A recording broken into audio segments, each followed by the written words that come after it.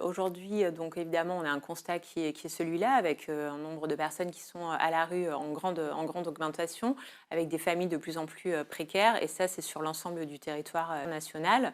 La ville de Lyon s'était engagée dès 2021 sur l'organisation d'une nuit de la solidarité, et donc là, nous sommes à notre troisième édition.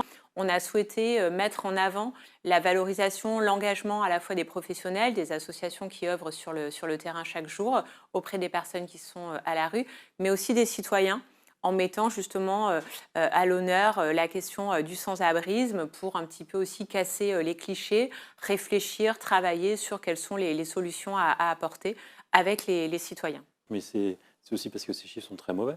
Alors, les chiffres sont évidemment dramatiques, hein. Aujourd'hui, sur la ville de Lyon, on héberge plus de 500 personnes dans différents types de Entre biens, écoles, gymnases. entre les écoles, les gymnases, mais surtout les biens que nous avons ouverts et que nous avons du coup aménagés pour en faire du véritable hébergement d'urgence. Et puis, dans des situations plus de crise, notamment l'ouverture récemment d'un gymnase pour héberger une 140 jeunes mineurs en recours.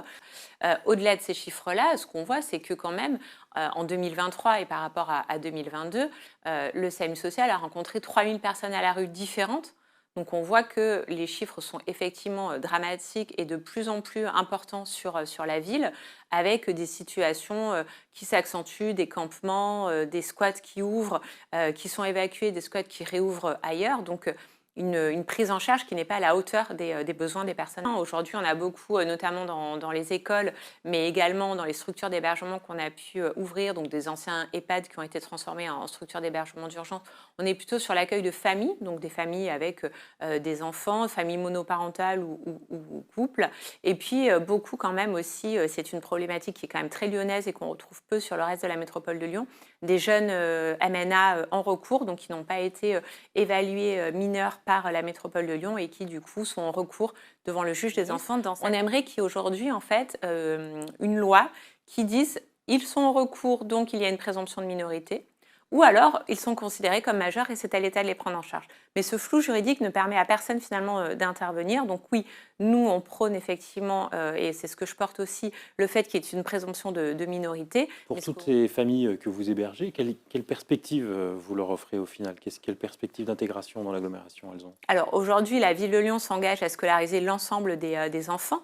Donc tous les enfants qui arrivent sur le territoire sont scolarisés dans nos écoles et permettent de bénéficier quand même de la cantine, du périscolaire, des activités extrascolaires. Donc on préserve les droits de l'enfant et on offre ce droit à la scolarisation qui est pour nous aussi la première clé d'intégration. Alors que en fait aujourd'hui, ce que nous on dit, c'est qu'il y a des personnes qui pourraient travailler.